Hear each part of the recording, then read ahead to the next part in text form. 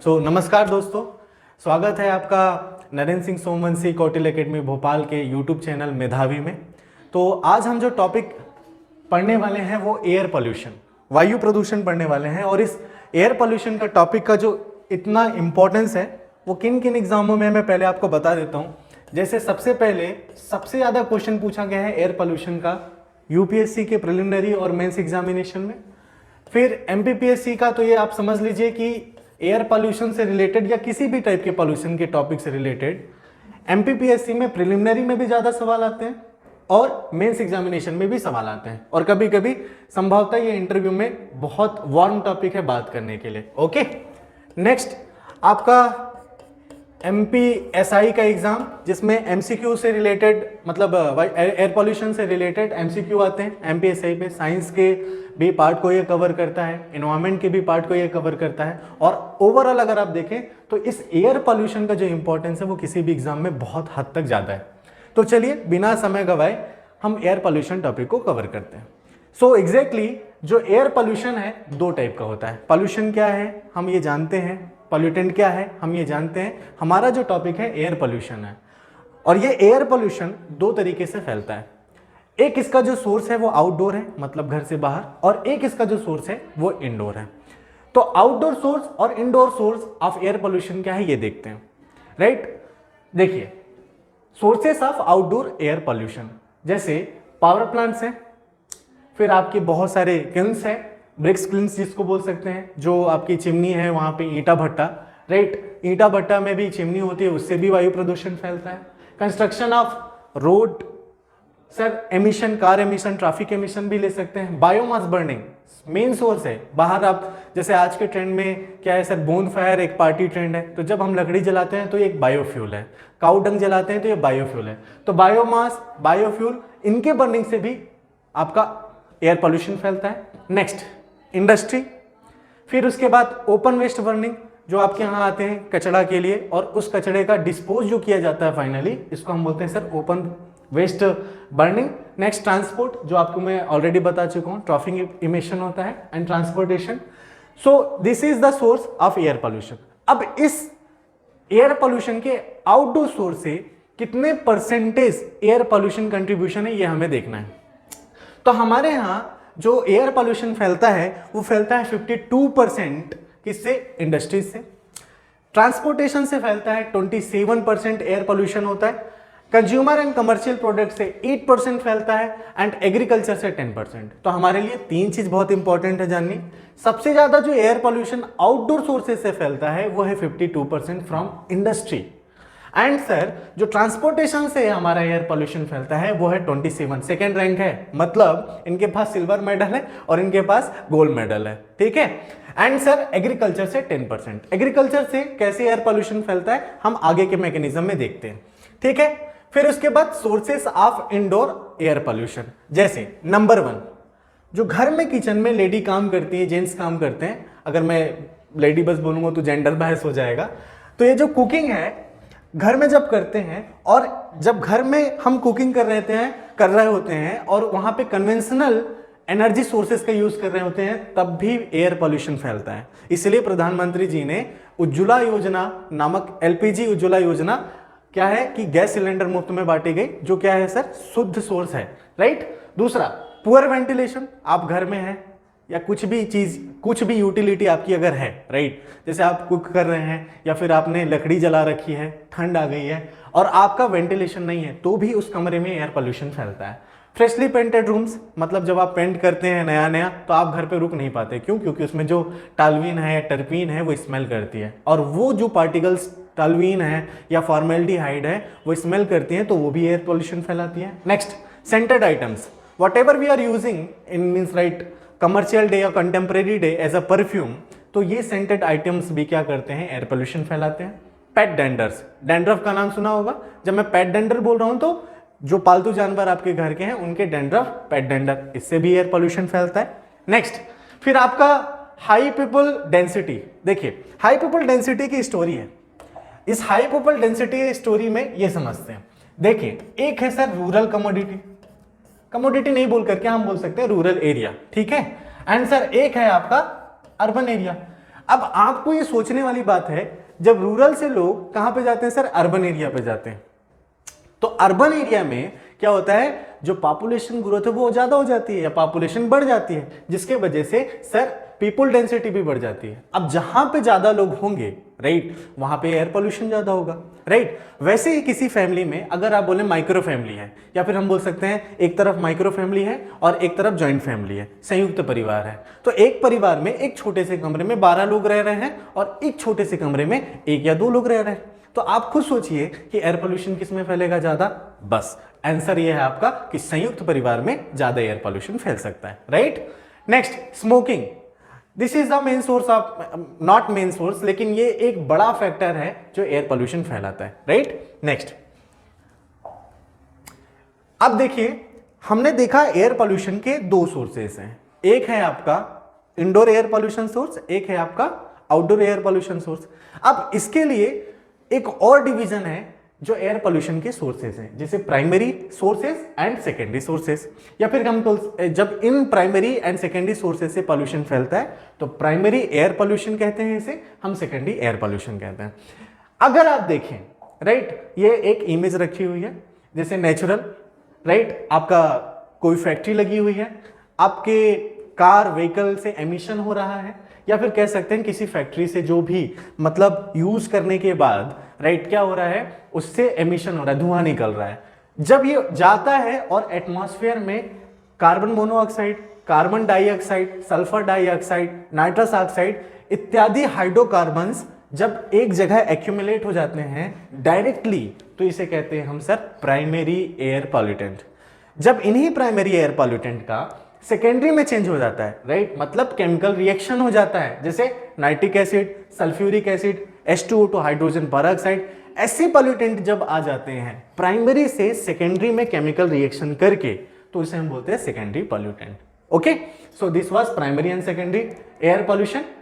अब इस air pollution ने मानव जीवन को कितना प्रभावित किया है, राइट। देखिए एक स्टडी है जो बताती है कि लगभग हर साल 7 मिलियन डेथ्स होते हैं केवल और केवल किससे सर, एयर पोल्यूशन से। और बात यहां पे नहीं खत्म होती है, इस 7 मिलियन सिस्टम में या फिर इस 7 मिलियन डेथ में क्या होता है कि सर 4.2 मिलियन डेथ केवल न्यूबॉर्न बेबीज हो जाते हैं, केवल न्यूबॉर्न, मतलब ये समझ जाइए कि अभी अभी बच्चे ने जन्म लिया है और उसकी डेथ हो जाती है एयर पोल्यूशन से, राइट। ये है। अब कैसे डेथ होती है सर, 3 टाइप की बीमारियां हैं।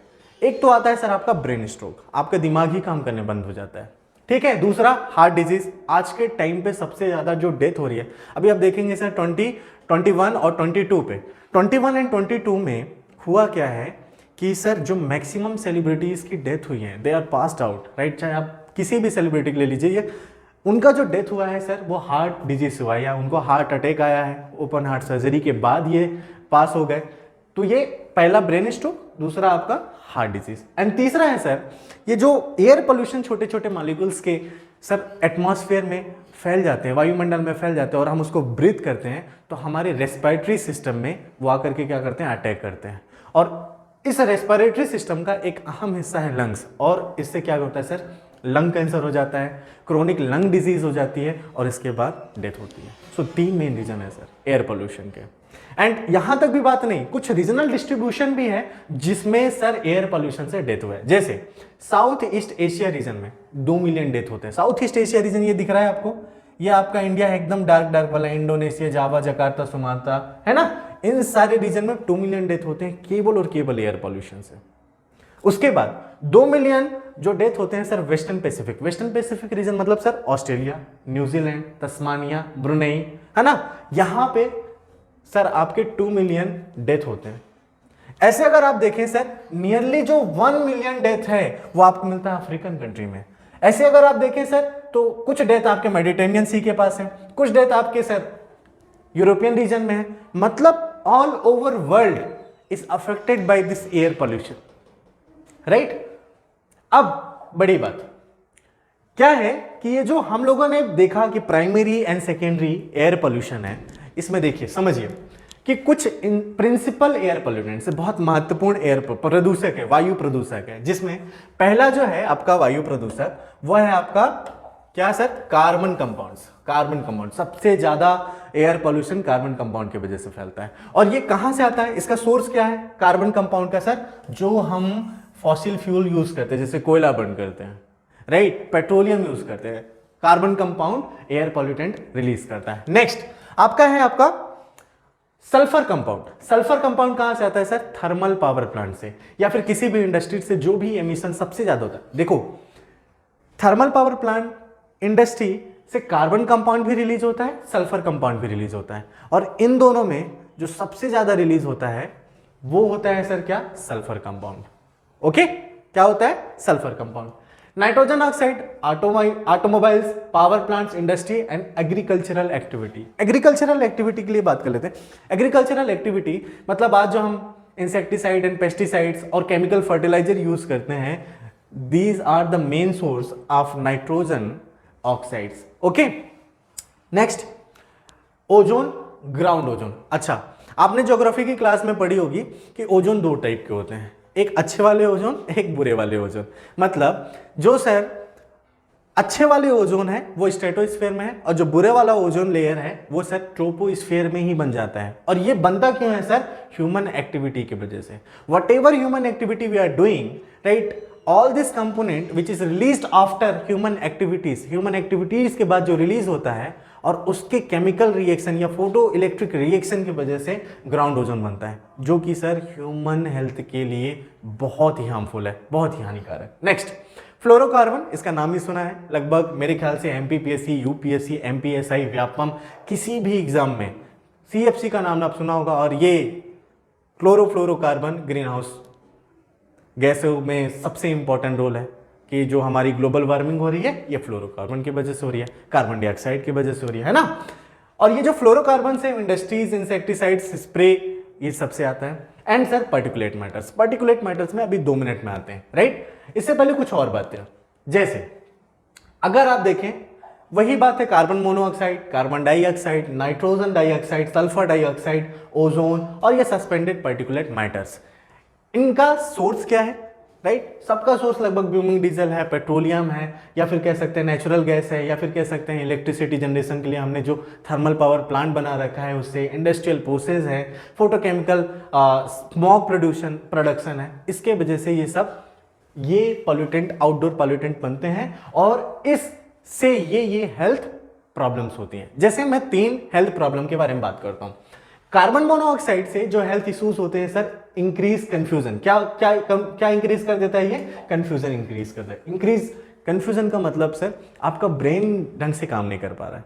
आपको पता है जो ब्रेन है हमारा, वो केवल मतलब उस ब्रेन में जो छोटी यूनिट है वो न्यूरॉन्स है, और केवल उसका मान लेते हैं सर 1% न्यूरॉन्स काम करता है, और ये 1% न्यूरॉन भी आपके मेटाबॉलिक एक्टिविटी, आपको चीजों को याद करने सब में लगे हुए होते हैं। अब इसमें अगर आपने कार्बन मोनोऑक्साइड पॉल्यूटेंट डाल दिया तो बड़ा वैसी बात है कि confusion, sleepiness, low blood oxygen level, slow reflexes, ऐसी डिजीज होंगी, ठीक है। नेक्स्ट है आपका सर ओजोन। ओजोन क्या है सर, ओजोन से ब्रीथिंग डिफिकल्टीज होती है, अस्थमा होता है, कोल्ड एंड निमोनिया जैसी बीमारी होती है। जैसे अभी ठंड बढ़ रही है तो आपको कई जगह पे स्मोक देखने को मिलेगा, और ये स्मोक किसके वजह से, कहीं पे हो सकता है ये स्मोक फॉग प्लस स्मोक से हो, जिसका मेन कंटेंट या तो सल्फर होगा या तो ओजोन होगा, और ये बैड वाला ओजोन है जो हमारे लिए बहुत ही हार्मफुल है, ठीक है। सो एक तरफ इसमें मैंने रखा है आउटडोर पॉल्यूटेंट, एक तरफ रखा है पॉल्यूटेंट का सोर्स क्या है, और इससे एक तरफ रखा है मैंने हेल्थ प्रॉब्लम कौन कौन सी आती है, ठीक है। चलिए नेक्स्ट ग्राउंड ओजोन। मैंने बोला अभी अपन को ओजोन के बारे में देखना है, राइट। देखिए ग्राउंड ओजोन या बैड ओजोन को जानने के लिए हमें पहले समझना पड़ेगा कि ओजोन क्या है। तो ओजोन, राइट, ओजोन, मैं पेन का कलर चेंज कर लेता हूं, राइट। ओजोन 2 टाइप के होते हैं। एक ओजोन जिसकी लेयर पाई जाती है कहां पे सर, स्ट्रेटोस्फीयर पे। स्ट्रेटोस्फीयर हिंदी में इसे हम बोलते हैं सर क्या, समताप मंडल, ओके, यहां पे पाई जाती है। और एक ओजोन है जो पाई जाती है सर आपके ट्रोपोस्फीयर में। कहां पे, ट्रोपोस्फीयर में।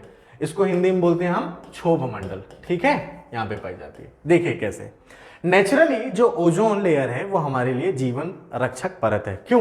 क्योंकि ये सर प्रोटेक्ट करती है सर हमें अल्ट्रावायलेट रेस से, जिससे स्किन डिजीज या स्किन कैंसर नहीं होता है, ठीक है। और ये जो आपका ट्रोपोस्फेयर वाला ओजोन है इसे हम बोलते हैं बैड ओजोन। क्या बोलते हैं इसे हम? Bad ozone. क्यों? क्योंकि ये हमारे रेस्पिरेटरी ट्रैक में आ जाता है, और अभी हमने पिछले स्लाइड में देखा कि इससे कौन कौन सी बीमारी होती है, ठीक है। और ओजोन से रिलेटेड एक और चीज है स्मोक। देखिए स्मोक की क्या कहानी है। स्मोक की स्टोरी है कि पहली बात कि जो स्मोक होता है वो स्मोक होता है सर फॉग प्लस स्मोक, ठीक है, धुआं, ओके, मिलकर के क्या बनाते हैं ये स्मोक। अब ये स्मोक भी दो टाइप के हैं। एक है सर आपका लंदन स्मोक, है ना, और एक है आपका लॉस एंजलिस, लॉस एंजल्स, ठीक है, लॉस एंजल्स स्मोक। अब इसमें क्रीम बात क्या है मैं आपको बताता हूं। जो लंदन स्मोक फैलता है उसका जो मेन कंटेंट है वह है सर सल्फर। क्या है? Sulphur, right. और जो लॉस एंजलिस स्मोक का जो मेन कंपोनेंट है वह है आपका बैड ओजोन। क्या है? Bad ozone. इसलिए सर ये जो ओजोन की वजह से हमें स्मोक देखने को मिलता है वो मिलता है सर ग्राउंड ओजोन से, और ग्राउंड ओजोन कहां पे पाई जाती है? ट्रोपोस्फीयर में, ठीक है। अब क्या है इसमें कुछ स्मोक हार्मफुल है। ये जो स्मोक है वो बहुत हार्मफुल होता है। जैसे पहले हम जब क्या करते हैं, स्मोक कोहरा फैला हो तो हम उसे इनहेल करते हैं, सांस लेते हैं, और ये क्या करती है, इसकी वजह से कुछ बीमारियां आती हैं। जैसे पहला कॉफिंग एंड व्हीजिंग, दूसरा burning sensation eyes and throat, गले और आंख में जलन होती है इस स्मोक की वजह से। Risk of serious heart disease, अभी मैंने बताया कि एयर पोल्यूशन से हार्ट अरेस्ट भी होता है, ठीक है, तो हार्ट डिजीज। फिर risk of serious lung disease and set dangerous for people suffering from asthma. और ये जो स्मोक होता है, जैसा वो देखा होगा, अगर किसी को अस्थमा है, किसी बच्चे को अस्थमा है, तो उसकी माँ उनको क्या है कि स्मोक में जब कोहरा हो तो उसे एटमॉस्फेयर में निकलने नहीं देती, बाहर घर से निकलने नहीं देती। क्यों? क्योंकि it is dangerous for the asthma patient, and इसके कारण निमोनिया भी होता है, ठीक है।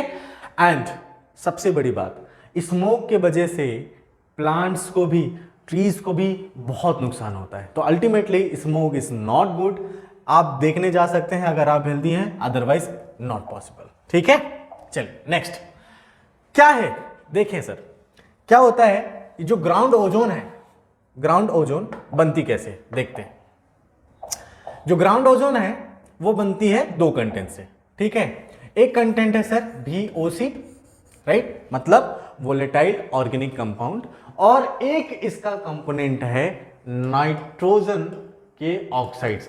एक्स मतलब कोई भी नंबर हो सकता है, 3 हो सकता है, 2 हो सकता है। जब ये दोनों मटेरियल सर सनलाइट के कांटेक्ट में आते हैं, ठीक है, क्या बोल रहा हूं मैं, सनलाइट के कांटेक्ट में आते हैं, तब ये प्रोड्यूस करते हैं सर आपका क्या, ओजोन। तो जो ग्राउंड ओजोन का मेन सोर्स है वो VOC है और नाइट्रोजन ऑक्साइड है, ओके। सो एयर पोल्यूशन के लिए आज के लिए इतना ही।